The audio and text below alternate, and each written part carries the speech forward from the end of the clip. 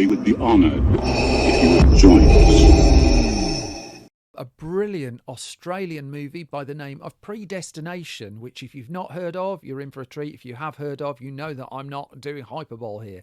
It's written and directed by the Spearig brothers, based on Robert A. Heinlein's book, short story, All You Zombies.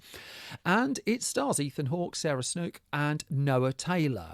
So the Spearig brothers then, they are Michael and Peter, and it was the release of 2009's vampire movie Daybreakers, made for Lionsgate, that really put them on the genre map. Now, it wasn't their first film. The brothers had pulled together their savings to make a micro-budget 2003 zombie movie by the name of Undead, and that made enough ripples in the genre community to interest Lionsgate to stump up the money for Daybreakers, even though Daybreakers would take a long time to... I mean, there's a 6-year gap between Undead and the release of Daybreakers, but Daybreakers attracted Ethan Hawke and Sam Neill to its cast as well, and had some degree of profile. And so even as that was heading towards its release, the question was turning to, well, what they're going to do next? Well, they had several projects on the go before they got to the one we're actually going to talk about. So they've been working on something for Warner Brothers, for instance, that had been announced in the middle of 2009 before Daybreakers had been released. This was to be a fresh version of the 1935 Errol Flynn headlined pirate movie Captain Blood, and the Spearig brothers had gone in with a pitch that no one else had really done, which was to take Captain Blood and to set a pirate movie in space. And they'd gone in with a detailed animatic presentation of what the film was going to be. That landed them the gig, but for whatever reason, the film petered out. Still, they were on the radar of some reasonably high-profile projects, and it was the Jim Henson Company who brought them in for The Dark Crystal 2 at a point where that was seriously being considered as a cinema movie. Now, eventually that film too was put on hold, and so they switched to something else, and in 2011, we're now, 2 years after Daybreakers came out, off they went to Bolivia. There, they started doing some preparatory work on a true life survival story that was going by the name of Jungle. However, fortune was not on their side. The weather took hold, the financing fell apart, they couldn't really land their cast, and so Jungle never really got going. And I mean, to date, that film has not, to my knowledge, certainly that iteration, come to fruition. So that was 3 non-starters in a row, and so the hope would be that their next film got going, and spoilers, the next film got going, because the clue to what to do next lay in a book they really cared about, in particular a short story penned by Robert A. Heinlein, perhaps best known for cinema goers for writing the novel of Starship Troopers, the original source of that. Well, he'd penned a 1959 short story by the name of All You Zombies, and the Spearig brothers were real fans of this. And as it turned out, this time they were going to take a swing, and they were somehow going to get their film made. That they started working on this when they had no option on it, as we're about to talk about. And it was in May 2012, so this was a few months after Jungle had fallen apart, that Variety announced a film by the name of Predestination was pressing ahead based on this Robert A. Heinlein source material. Variety reported that Michael and Peter Spearig had written the screenplay and they'd landed Ethan Hawke to star. Now, because this was going to be a low-budget Australian production, there was a network of companies involved in bringing it together, and so Black Lab Entertainment and Wolfham Pictures were producing the film, and in came ArcLight Films to sell the rights for it around the world. ArcLight was in charge of international sales, and it was confident enough to take this into market, telling potential investors that the shoot was going to take place in Australia. And as per the announcement that ArcLight put out around that time, this is such fantastic talent. There's such fantastic talent coming out of Australia right now, and we're thrilled to be working with Michael and Peter, who are really at the forefront of this. With the Spearig brothers at the helm, Ethan Hawke delving into one of his best play genres, Predestination is sure to be ideal for the marketplace, they trumpeted. Now, the Spearig brothers knew that the story they were adapting was called All You Zombies, but they said in a statement, no, it's not a zombie flick. They wanted to get this across early. They said, this is one of our favourite short stories. For the simple fact that we can confidently say, they told The Wrap, this is unlike anything you've ever read before. Truly original. And so, as I hinted, they'd been so taken with this short story that they got to work on a film version of it before they knew that they could have the rights to it. That, as Michael would say to the AU review, he said, Peter reminded me of a short story he read, and it was one he really believed in. And he just said, we made a fatal error in that we started adapting Robert A. Heinlein's short story before we had the rights to it. And so they were penning the screenplay after having 3 films simply not come together, not even knowing if they were going to get the permission of the Robert A. Heinlein estate to make the movie in the first place. I mean, this was something of a gamble. Now, as it turned out, the estate was supportive and did grant the rights, but certainly the Spierig brothers didn't know that the first time they picked up their pads and paper. Shooting the movie in Australia, being spearheaded by Australian filmmaking talent as well, got the film some extra funding from Screen Australia, and this was announced in autumn of 2012 that Screen Australia was backing 3 local features. Charlie's Country was one of them. Wolf Creek 2 was another. The original Wolf Creek, that's a cheery film as well. And here was Predestination. And one of the reasons Predestination, there was confidence in it, was the presence of Ethan Hawke, who signed up fairly early on in the process. Now, as he would describe to The Guardian here in the UK on the eve of its release, I love science fiction that's not oriented around action or effects.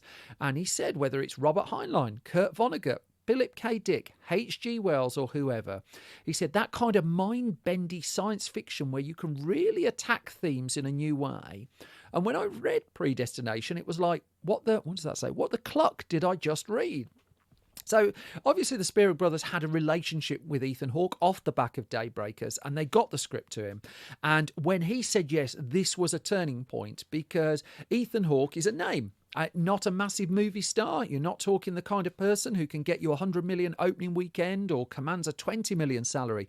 But in terms of getting your film sold around the world, well, ArcLight, the sales agents, knew that they could sell overseas rights off the back of Ethan Hawke being attached to the movie. And the Spierig brothers knew if they got Ethan Hawke and kept the budget light, that they'd be certain of basically getting the film made. Clearly stung by working with studios and not getting films made, they knew that the thinner that they made this, the cheaper they made this, the more chance they had of actually getting some moving images on a screen at the end of all of the process. Now, the Spierigs adaptation kept dialogue pretty much exact from the text in many cases, and the script had really got some momentum, and the people who were reading it were really taken with it. They'd also changed the way that they wrote this. I mean, Peter Spierig talked about the way they collaborated to Collider, and he said we learned lessons about storyboarding.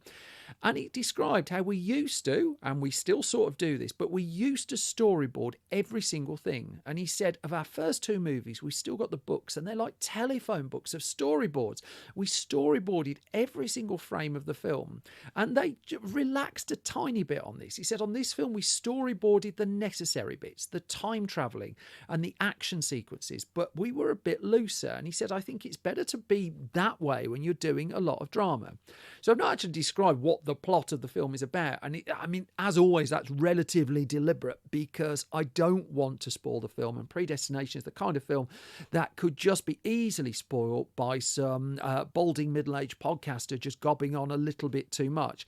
But there is science fiction, there is time traveling, there's certainly a complicated role that was taken on by Sarah Snook as well, well known now off the back of her work in the TV show Succession, but pretty much an unknown in 2013 when the announcement of her casting came through. And the role that she takes, and again, this is so spoiler light, even if it sounds spoilery, it isn't, honestly, has a degree of duality to it that would add to the challenge of just playing the part. So it was in spring of 2013 that she and Noah Taylor were announced. And in fact, the Australian film site if.com.au was reporting in February 2013 that filming was going to be taking place from April of that year. The movie was was going to shoot in the Melbourne area. In fact, pre-production was already underway in February 2013 in Melbourne. And it had taken like 2-3 years of work for the Spearigs to get to this point. The gaps between their films were not on the short side. It's 6 years from Undead to Daybreakers. Now it was going to be 5 years really from Daybreakers through to Predestination. But in April of 2013, they did indeed get filming underway on Predestination, a 6-week shoot in all, the bulk of which done on studio stages, with the Dockland studio in Melbourne being the home of the production. There was further location work done in and around the Melbourne area, but it was a shoot without a great deal of fuss or attention, really. I mean, I'm in the UK. I mean, we didn't really hear of this film until it was coming through for release. And also, it's a film budgeted at around $5 million. There weren't publicists throwing loads of press attention in its direction. And the Spearig brothers were allowed basically to go and make their film out of the glare of the public eye.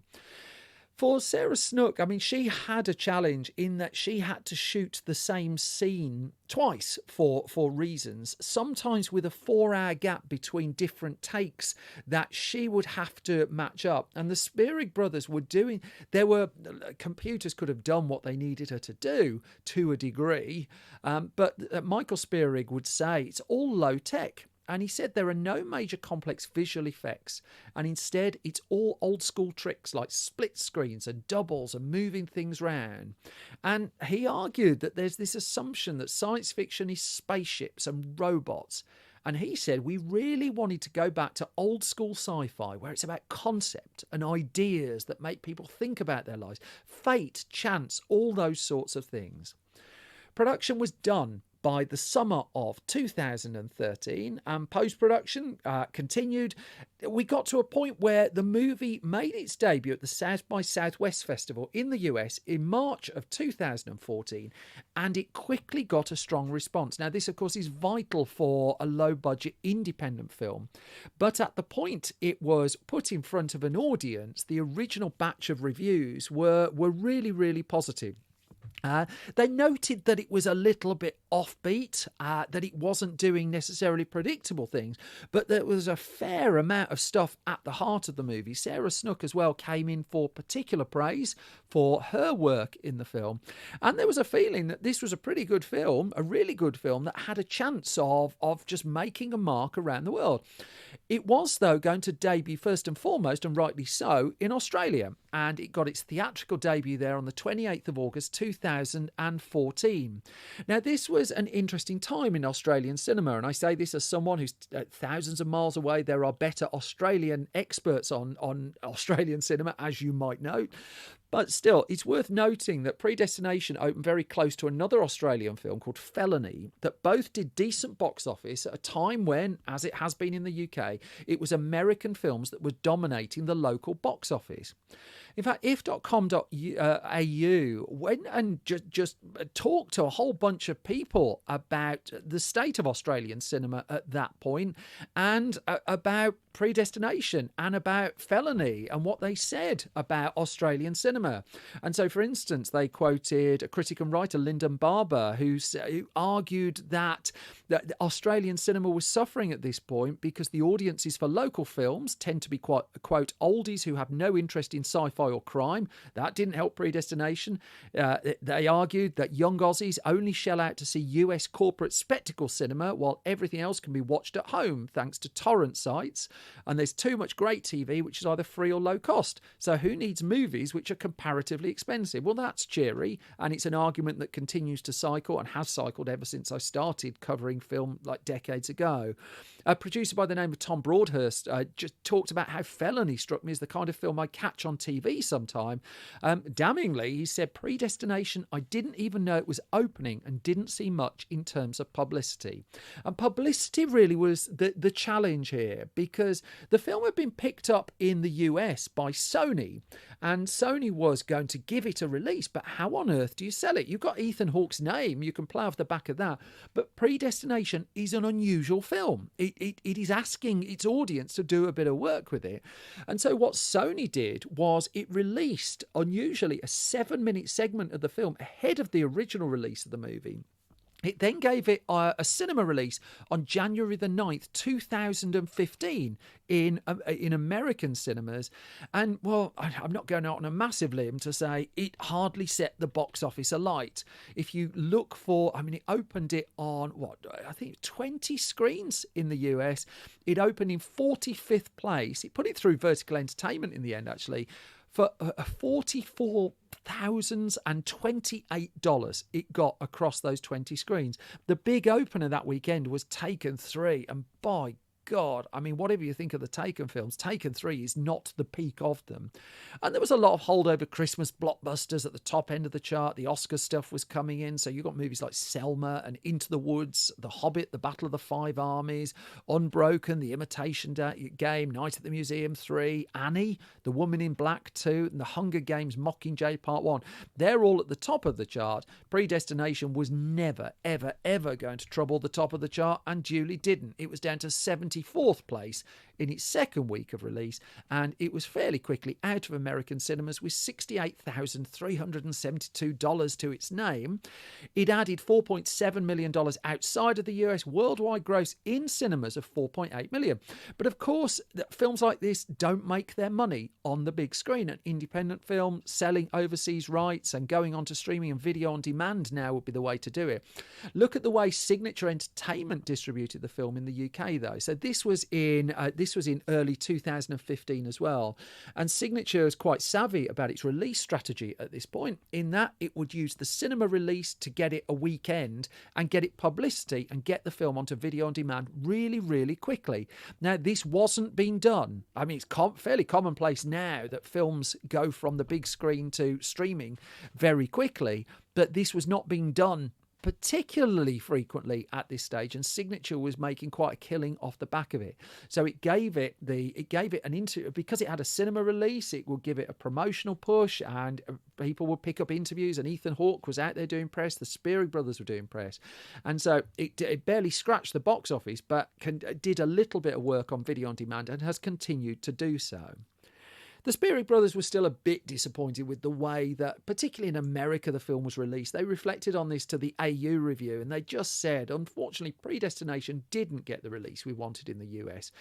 And they argued, I think they just couldn't understand it. And the problem with a movie like this, and we knew from the get-go, that it will test somewhere in the middle. As soon as you put a test screening on, it's not going to get terrible scores. It's not going to get great scores off audiences. And they reflected how it was Peter Spearig who said we'd have focus groups come in and we'd sit behind them. And that's generally a miserable experience. And he said we'd hear the positives and the negatives. And someone would say it's completely original. And then another would say it's completely unoriginal. And as Peter Spearig argued, what on earth do you do with that? Still, this is a case of where word of mouth has done a bit of heavy lifting for the film, because Ethan Hawke talks about how it's the film in his catalogue, of his back catalogue of work, that he's most asked about when he's travelling the world promoting his other movies. The Spearigs, I think, as well, are conscious of the fact that Predestination is talked about more and more and more and more. And as much as many people have had to find it as, unfortunately, really, as something of a hidden gem, the fact is more and more people are finding it. And one of the reasons I wanted to cover it on this podcast as well is so that more and more people might find it, because A, it's an interesting story of how really from the jaws of several defeats the Spearigs snatched this victory. B, it's also the kind of film that benefits from having a light shone on it, and if you like it, by God, please pass it forward. Unfortunately for the Spearigs, development hell would soon ensnare them again on their next film, because they were said to be working on a movie called Winchester straight after that, which was about the Winchester house mystery in San Jose. And that also just kind of petered out after a period of time. And while it would get made, it wouldn't end up being their next project, because instead they landed one of the Saw films, 2017's Jigsaw. And this was a complete turnaround for the way that they're usually working. First of all, it's a script by someone else, Josh Stolberg, and Peter Goldfinger wrote that one. But the Spearigs had very little preparation time. They came on the project very late. They turned the film round very, very, very quickly. And when you consider that it had taken years to get Predestination made, years to get Daybreakers made, years to get Undead made, here they were in the unusual position of just getting a film turned around in double quick time. And then Winchester came together the year after, in 2018. At the point this podcast is being recorded, their next film, I couldn't tell you what it is. That we're back in some degree of development hell on something, and hopefully they make another movie soon.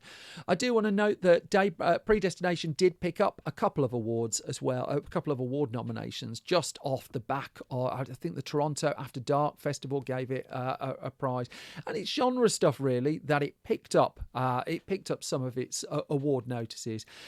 I would also say as well, just to reiterate, this is a really, really good film. Well worth seeking out. Joyously for those of us at a certain age. It's under 100 minutes as well. And bluntly, no wonder Ethan Hawke keeps getting asked about it. I'd ask him.